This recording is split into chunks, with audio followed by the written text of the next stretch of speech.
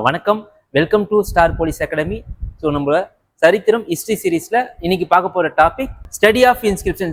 கல்வெட்டை பத்தி படிக்கிறதுக்கு என்ன பெயர் அப்படின்னு வந்து பார்த்தீங்கன்னா எபிகிராபின்னு நம்ம சொல்லுவோம். சரியா? ஸோ எபிகிராபி, ஸ்டடி ஆஃப் இன்ஸ்கிரிப்ஷனா என்ன, எபிகிராபின்னு நம்ம சொல்லுவோம். ஸோ அதில் முக்கியமான இன்னைக்கு சீரீஸ்ல முக்கியமான கல்வெட்டுகள் நம்ம பார்க்க போறோம். முதல் கல்வெட்டு வந்து பார்த்தீங்கன்னா மெஹ்ராவுலி அயன் பில்லர் இன்ஸ்கிரிப்ஷன்.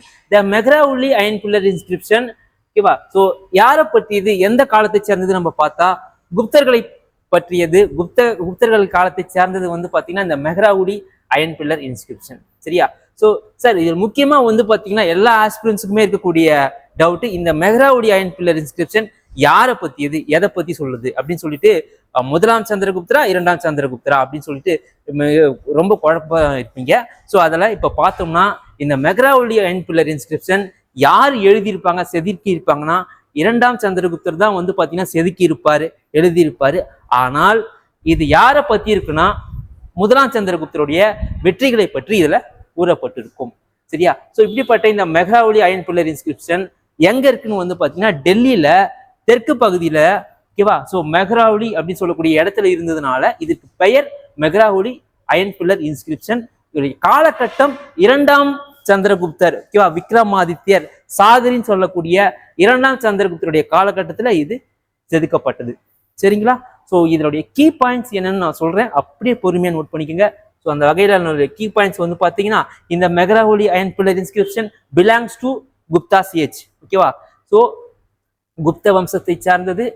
ரெண்டாவது பாயிண்டா வந்து பாத்தீங்கன்னா இதனுடைய உயரம் 7.2 மீட்டர் உயரம் உடையது. ஸோ மூணாவது வந்து பாத்தீங்கன்னா இதனுடைய விட்டம். சரிங்களா?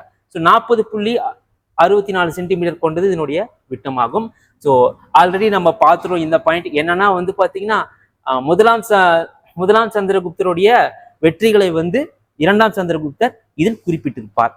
சரிங்களா? ஸோ இந்த பாயிண்ட்டை நம்ம பார்த்தாச்சு. எங்க இருக்குன்னா டெல்லியில மெஹ்ராவுலி பகுதி, டெல்லியின் தெற்கு பகுதியில இது அமைந்திருக்கு. ஸோ அடுத்ததான் நம்ம பார்க்குறோம். ஸோ அடுத்ததான் வந்து பார்த்தீங்கன்னா அலகாபாத் தூண் கல்வெட்டு. ஸோ ஒரு ஹிஸ்ட்ரியில ரொம்ப ரொம்ப முக்கியமான ஒரு கல்வெட்டு இது. ஏன் அப்படின்னா வந்து பார்த்தீங்கன்னா சமுத்திரகுப்தரை பற்றி சொல்லக்கூடியது இந்த அலகாபாத் தூண் கல்வெட்டு. சார், சமுத்திரகுப்தர் பற்றி சொல்லக்கூடிய இந்த அலகாபாத் தூண் கல்வெட்டு என்னதான் இது சொல்லியிருந்தாலுமே அவருடைய வெற்றிகள், அவருடைய நினைவு குறிப்புகள் எல்லாமே எதில் இருக்குன்னா அசோகருடைய தூண்ல தான் வந்து இதை செதுக்கி இருப்பாங்க. சரிங்களா? ஸோ அசோகருடைய தூண்ல செதுக்கிறதுனால இதுக்கு அலகாபாத் தூண் கல்வெட்டுன்னு இருக்கும். சரியா? ஸோ இங்க பாருங்க, இந்த அலகாபாத் தூண் கல்வெட்டுக்கு மற்றொரு பெயர் பிரியாக பிரஸ்தின்னு நம்ம சொல்லுவோம். சரியா? ஸோ பிரியாக பிரஸ்தின்னு நம்ம சொல்லுவோம். ஏன்னா பிரியாக என்ற ஊர்ல இருக்கிறதுனால இது பிரியாக பிரஸ்தின்னு நம்ம சொல்லுவோம். சரிங்களா? ஸோ இந்த கல்வெட்டை உருவாக்குனது, கட்டினது யாருன்னா வந்து பாத்தீங்கன்னா அசோகர். ஓகேவா? ஸோ அடுத்தது பின்னால வந்து பாத்தீங்கன்னா அசோகர் நிறுவி இருந்தாலுமே, ஓகேவா, ஆனா குப்தர் காலத்துல அரிசேனர் என்ன பண்ணிருப்பாருன்னா சமுத்திரகுப்தரின் அவை புலவர், ஓகேவா, அவை தளபதி, கமாண்டோ எல்லாமே வந்து பாத்தீங்கன்னா சமுத்திரகுப்தர் தான். ஸோ இவர் என்ன பண்ணிருப்பாருன்னா கிட்டத்தட்ட இந்த சமுத்திரகுப்தருடைய வெற்றிகளை வந்து பாத்தீங்கன்னா இந்த அலகாபாத் தூண்ல செதுக்கியிருப்பார். சரி, அப்படி இருக்கும்போது இவருடைய வெற்றிகள் என்ன சார் அப்படின்னா வந்து தென்னிந்தியாவில. சரியா? ஸோ இங்க பாருங்க, தென்னிந்தியாவில 12 அரசர்களை தோற்கடிச்சிருப்பார் சமுத்திரகுப்தர். ஓகேவா? அதுல முக்கியமா காஞ்சி விஷ்ணுகோபனை தோற்கடித்திருப்பார். வட இந்தியாவில வந்து 9 அரசர்களை தோற்கடிச்சிருப்பார். அதுல முக்கியமா வந்து அச்சுத நாகபானை தோற்கடிச்சிருப்பார். ஸோ இப்போ தென்னிந்தியாவில இருந்து வட இந்தியா வரையும் மொத்தமே இவர் கான்கொயர் பண்ணி மொத்தமே இவர் ஜெயிச்சதுனால இவருக்கு இந்தியாவின் நெப்போலியன். சரியா? பின்னால வந்து பாத்தீங்கன்னா இந்திய நெப்போலியன் அப்படின்னு வந்து பாத்தீங்கன்னா ஹிஸ்டாரியன் V.S. ஸ்மித் அவர்கள் சொல்லி இருப்பாங்க. சரியா? ஸோ இது எல்லாமே, இதனுடைய வெற்றிகள் எல்லாமே வந்து பாத்தீங்கன்னா, ஓகேவா, அசோகர் நிறுவிய அந்த கல்வெட்டு, மணற் கல்வெட்டு தூண்ல, ஓகேவா. ஸோ அரிசேனர் என்ன பண்ணிருப்பாரு, அலகாபாத் தூண்ல, ஓகேவா, தன்னுடைய சமுத்திரகுப்தருடைய வெற்றி நினைவுகளை எல்லாத்தையுமே எழுதியிருப்பாரு. சார், எப்படி சார் எழுதியிருப்பாரு அப்படின்னு பாருங்க. ஸோ இது வந்து சமஸ்கிருத மொழியில. ஸோ அடுத்து வந்து பாத்தீங்கன்னா நாகரி வரி வடிவம், சமஸ்கிருத மொழி நாகரி வரி வடிவம் 33 வரி வடிவத்துல எழுதியிருப்பாங்க. இந்த தூணின் உயரம் பாருங்க 35 அடி உயரம், 35 அகலம் சுற்றளவு கொண்டது. சரியா?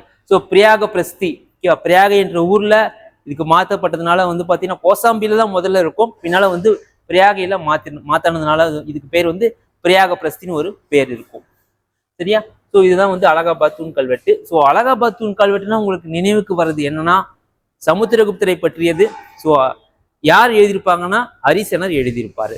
சரியா, இதை நீங்க தெளிவா ஞாபகம் வச்சுக்கோங்க. ஸோ அடுத்து நம்ம பார்க்கலாம். ஸோ அடுத்த பார்க்கக்கூடிய கல்வெட்டு வந்து பாத்தீங்கன்னா ஐஹோல் கல்வெட்டு. ஓகேவா? ஸோ இந்த ஐஹோல் கல்வெட்டு யாருடைய காலத்தை சார்ந்தது வந்து பாத்தீங்கன்னா சாளுக்கியர்கள் காலத்தை சார்ந்தது. சாளுக்கியர்களை பற்றி சொல்லக்கூடியது இந்த ஐஹோல் கல்வெட்டு. மிக முக்கியமா இதுல நீங்க பார்க்க வேண்டியது என்னன்னா, ஐஹோல் கல்வெட்டு வந்து என்ன சொல்லுவாங்கன்னா தென்னிந்திய கலை கட்டிடக்கலையின் தொட்டில்னு சொல்லுவாங்க. ஓகேவா? தென்னிந்திய கலை கட்டிடக்கலையின் தொட்டில்னு சொல்லுவாங்க. ஓகேவா? சவுத் இந்தியன் கிரெடல் சொல்லுவாங்க. ஓகேவா? South Indian culture, the cradle of south India அப்படின்னு சொன்னது வந்து பாத்தீங்கன்னா ஐஹோல் கல்வெட்டு. ஏன் சார் இந்த ஐஹோல் கல்வெட்டுல இது மாதிரி சொல்றாங்கன்னா, எல்லா விதமான ஸ்டைலுமே இதுல இருக்கும். ஓகேவா? நாகரி ஸ்டைல், திராவிடா ஸ்டைல், ஓகேவா, எல்லா விதமான பாணியுமே வந்து பாத்தீங்கன்னா நம்மள இந்த ஐஹோல் கல்வெட்டு இருக்கும். சரிங்களா? ஸோ இந்த ஐஹோல் கல்வெட்டுல மிக முக்கியமா ஐஹோல் என்றது வந்து பாத்தீங்கன்னா ஒரு இடம். இது எங்க சார் இருக்குன்னு வந்து பாத்தீங்கன்னா உங்களுக்கு கர்நாடகாவுடைய ஒரு பகுதியில் இருக்கும். ஸோ கர்நாடகால மாகுடி சமணப்பள்ளி. சரியா? ஸோ கர்நாடகால மாகுடி ஜெயின் டெம்பிள். இந்த மாகுடி ஜெயின் டெம்பிள்ல ஓகேவா, ஸோ மாகுடி ஜெயின் டெம்பிள்ல ஒரு கோயில்ல ஓகேவா லெஃப்ட் ஹேண்ட் சைட்ல இருக்கக்கூடியது தான் வந்து பாத்தீங்கன்னா உங்க ஐஹோல் கல்வெட்டு. ஸோ மொத்தமே வந்து பாத்தீங்கன்னா இந்த கல்வெட்டு 19 லைன் வரி வடிவம் கொண்டது. ஓகேவா? ஸோ சாளுக்கியர்கள் காலத்தை சார்ந்தது. அமைந்துள்ள இடம் கர்நாடகா மாநிலம். ஸோ மாகுடி சமண கோவில். எழுதியவர் ரவி கீர்த்தி. சரிங்களா? ஸோ யாரை பத்தி எழுதியிருப்பாங்கன்னா இரண்டாம் புலிகேசினுடைய வெற்றியை பத்தி எழுதியிருப்பாங்க. சரிங்களா? ஸோ புலிகேசின் காலம் 640 642. ஓகேவா? So common era. Okay. So தென்னிந்திய கலை கட்டிடக்கலையின் தொட்டில் வந்து பாத்தீங்கன்னா உங்களுக்கு இந்த ஐஹோல் கல்வெட்டு. இதை தவிர நிறைய கல்வெட்டுகள் இருக்குது. சரியா? ஸோ மிக முக்கியமா கல்வெட்டு வந்து பாத்தீங்கன்னா இந்த 3 கல்வெட்டு தான். ஸோ கீப் ஆன் வாட்சிங். தேங்க்யூ.